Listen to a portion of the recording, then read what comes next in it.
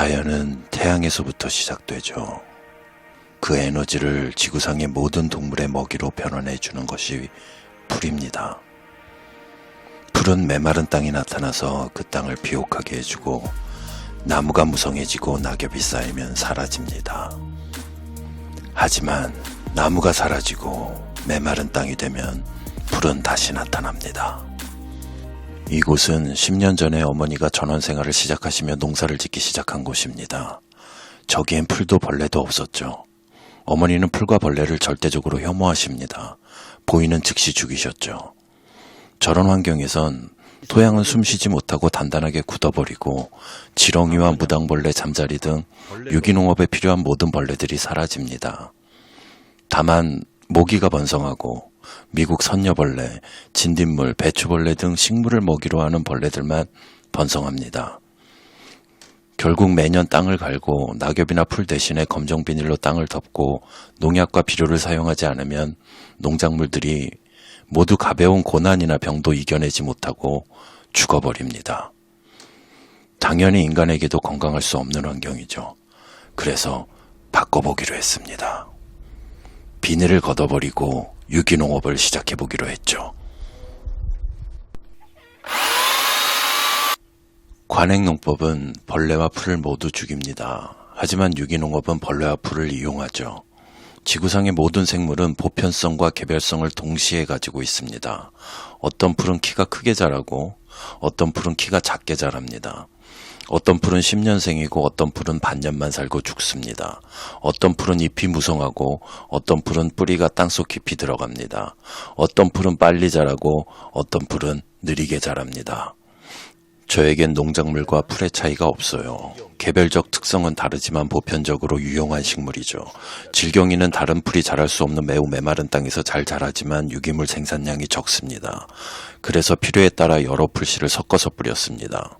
알팔파는 뿌리가 20cm 이상으로 길어서 마르고 단단한 땅에서도 잘 자라고 잎이 무성하고 가축 먹이로도 훌륭한 다년생이라서 편리합니다.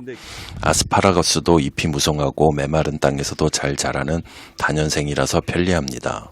당근도 마찬가지인데 단년생이라서 적당히 뽑아 먹다가 겨울에 뿌리가 토양 속에서 얼도록 방치하면 이른 봄에 곧장 토양 생물들의 먹이가 되며 토양을 숨쉬게 해주죠.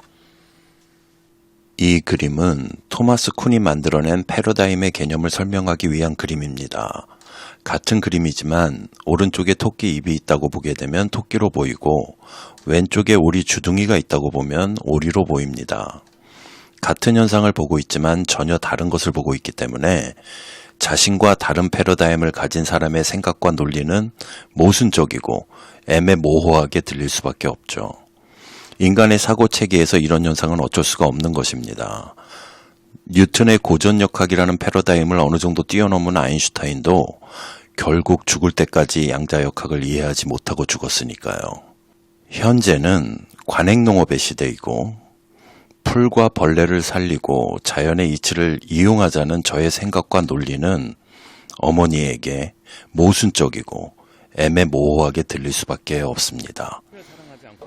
3월에 어머니에게 농사계획을 설명하고 허락을 받고 씨를 뿌리지만 봄부터 가을까지 싹이 자라서 무성해지기 시작하면 어머니는 참지 못하고 뽑으십니다. 아스파라거스도 잎이 무성해지면 모두 잘라버리십니다. 저는 관행농업과 유기농업 양쪽 패러다임을 모두 이해하기 때문에 어머니의 행동을 이해합니다. 비록 약속을 했더라도 당장 눈앞에서 악당이 약자를 괴롭히고 있는 걸 보게 된다면 그 악당을 처치할 수밖에 없을 겁니다. 관행농부들은 선과 악을 명확히 구분합니다. 하지만 자연에선 선과 악의 구분이 없습니다. 선과 악은 인간의 머릿속에만 있을 뿐입니다. 제가 다시 심어야죠. 어머니가 못 보는 곳에. 그래서 작전을 바꾸기로 했죠. 먼저 밭 전체에 풀 대신에 어머니가 뽑지 않을 식물들을 심기로 했습니다. 씨를 뿌리고 모종을 만들어서 여기저기 옮겨 심었습니다. 풀과 비교하면 약하고 수명도 짧고 여러모로 효과가 떨어져서 풀을 키우는 것보다는 몇 배의 노동력이 필요하지만 자연을 되살리는 걸 포기하기 싫었습니다.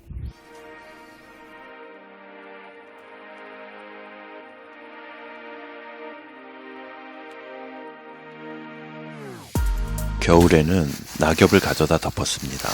낙엽 멀칭이 있으면 맨 땅에서 번식하는 풀들은 자라지 않습니다. 나무가 우거진 산속에서는 그런 풀들이 자라지 않는 것과 같은 이치죠. 지렁이 등의 토양 생물들이 등장하고 번성하게 되면 이 정도 낙엽은 장마철까지 모두 분해되고 다시 풀이 자라게 됩니다. 이건 부직갱이 나물인데 잎이 무성하고 뿌리가 길고 강한 단연생이며 맛도 좋아서 다행히 어머니도 좋아하십니다. 죽어있던 토양 생태계가 부활하고 지렁이가 등장하기 시작하면 처음 1, 2년 동안은 두더지 때문에 고통스럽게 됩니다. 관행농업에서 자연적인 유기농업으로 전환한 농부들이 다시 농약을 사용하게 되는 주요 원인으로 꼽히는 것이 풀과 두더지와 진딧물입니다. 관행농업의 패러다임을 가진 농부들에게는 절대 악이죠. 반드시 죽여야 하는 존재입니다. 하지만 자연적 유기농업의 패러다임을 가진 농부들에게 풀과 진딧물과 두더지는 반드시 필요한 존재입니다. 풀과 진딧물과 두더지는 자연을 살려주고 풍성하게 발전시키는 존재입니다. 단순하게 말하면 성장통 같은 존재인데 죽어있는 토양을 낙엽이나 풀로 덮어주면 지렁이 등의 토양 생물들이 등장하지만 처음 1, 2년 동안은 유기물 먹이가 있는 지표면에서만 활동하게 됩니다. 토양 깊은 곳은 먹이도 없고 단단하기 때문에 뚫고 내려갈 수가 없죠. 두더지는 그 벌레들을 먹기 위해서 지표면 바로 아래쪽에 굴을 파게 되고 그러면서 식물의 뿌리가 손상되게 되고 공기에 노출되어 말라 죽게 됩니다. 하지만 그렇게 두더지가 굴을 파주면 흙이 부드러워지고 토양 깊은 곳까지 공기가 통하게 되어서 지렁이와 토양 생물들이 토양 깊은 곳까지 진출할 수 있게 되고 두더지와 토양 생물들은 점점 더 토양 깊은 곳에서 활동하게 됩니다. 즉, 두더지는 토양을 숨쉬게 해주고 토양 생태계를 풍족하게 발전시켜주고 결과적으로 식물들에게 점점 더 건강한 토양 환경을 제공하며 뿌리를 더 깊게 뻗을 수 있게 해줍니다. 여긴 단풍 돼지풀과 망초와 개망초를 주로 재배하는 풀밭입니다. 외래 생태계 교란종으로 손에 꼽힐 만큼 강하고 크고 성장이 빨라서 유기물 생산에 으뜸이고 기능적인 면에서 매우 우수한 형태를 가지고 있죠. 관행농업의 패러다임에선 명칭 그대로 개망할 풀이지만 그 모든 단점들이 자연적 유기농업의 패러다임에선 장점이 됩니다. 지속적으로 잘라서 쓰면서 세력을 약하게 유지해주면 호박을 함께 재배하는 것도 가능합니다.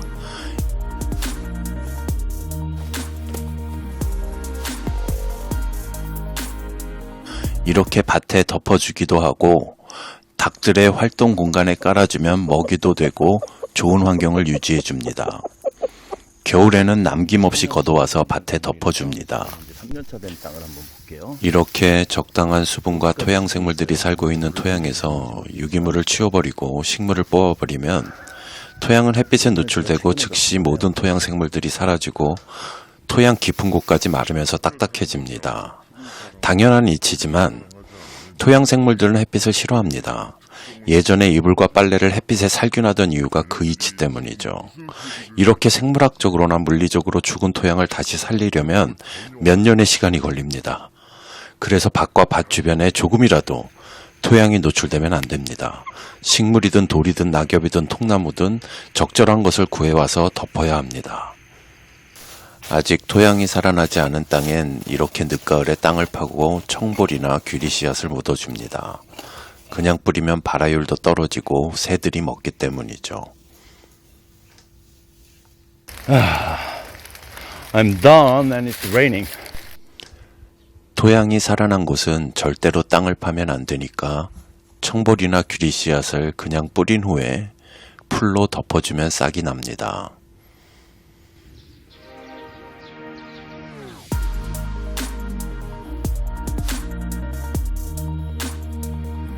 관행 농부들은 풀이 토양의 양분과 수분을 빼앗아 간다고 말합니다. 사실입니다.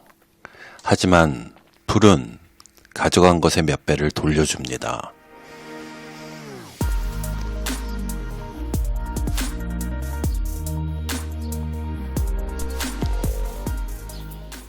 6월이 오면 귀리와 청보리를 수확해서 닭에게도 주고 줄기는 잘라서 땅 위에 덮어줍니다.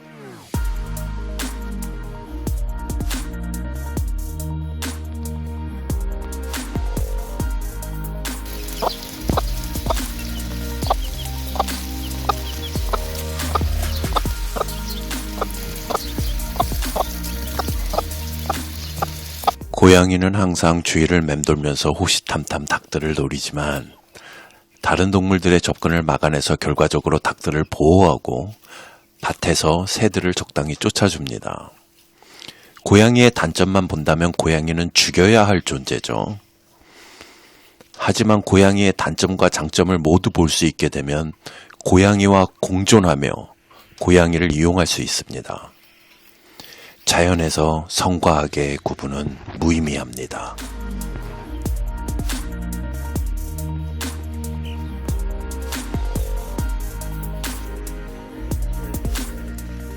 가시박은 해로운 외래 생태계 교란 식물 중 최악이라고 전문가들은 말합니다. 가장 강하고 가장 성장이 빠르기 때문이죠. 하지만 자생하는 가시박을 직접 경험해보니 알려진 사실과는 다르더군요. 저에겐 매우 이로운 식물입니다.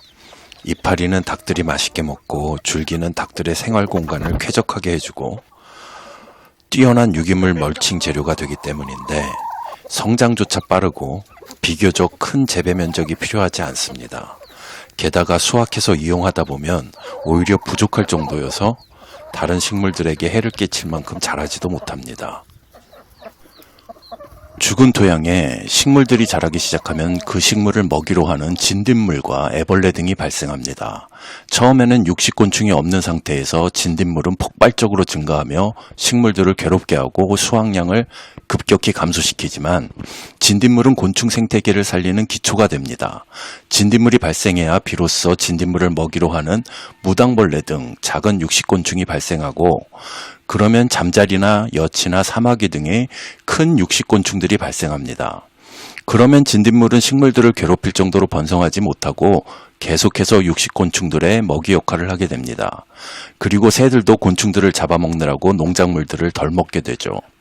즉 모순되는 말처럼 들리겠지만 진딧물을 죽이지 말아야 진딧물 문제에서 해방될 수 있습니다. 진딧물을 농약으로 죽이려고 시도하면 그 농약에도 죽지 않는 새로운 변종 진딧물들이 발생합니다. 그래서 더 독성이 강하게 농약을 사용하게 되고 그러면 또 새로운 변종 진딧물이 발생합니다. 결국 점점 더 독성이 강한 농약을 평생 동안 사용해야 합니다.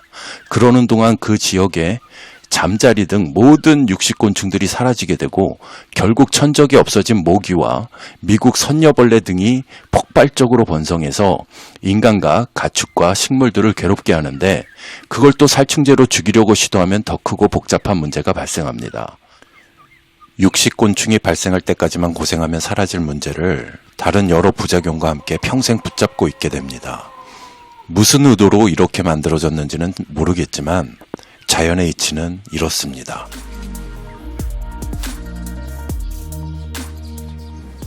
딸기도 번식이 빠르고 풀만큼 강해서 풀 대신에 토양을 덮기에 좋은 식물이죠. 요즘 봄에 제철 노지딸기를 구해서 먹는 게 거의 불가능해서 특별함도 더해집니다. 수확한 딸기와 애플민트인데 애플민트도 풀 대신에 키우기 좋은 허브죠. 메마른 땅에서도 잘 자랍니다. 이건 황기인데 삼계탕을 먹을 때 긴 뿌리를 보면 알겠지만 뿌리가 매우 길고 잎이 풍성해서 가장 메마른 곳에 심어 놓으면 토양을 빠르게 살릴 수 있습니다. 토양이 어느 정도 살아나면 비교적 약하고 키가 작은 풀들이 자라기 시작하는데 이때부터는 중간 크기의 채소들도 풀과 공존할 수 있게 됩니다.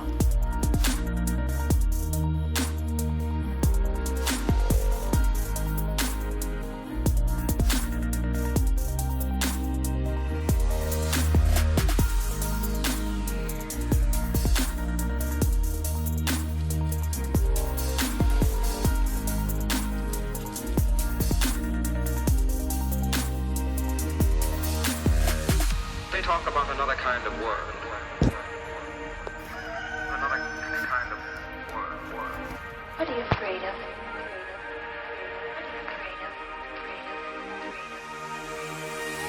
I'm lost in old ways. 이제 감자를 조금 수확해도 많은 지렁이가 나오게 되죠. 활력이 넘치는 지렁이들은 닭들의 먹이가 됩니다.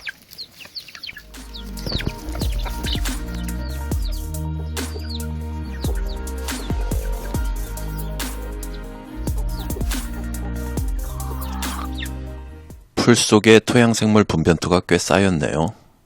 지난 4년 동안 토양은 많이 살아났고 토양생물들은 풍성해졌습니다. 이제 다음 레벨로 진행해야 될 때가 왔죠. 이때 이후로 올해까지 2년 동안 진행한 내용은 내일부터 일주일 동안 편집해서 올리도록 하겠습니다.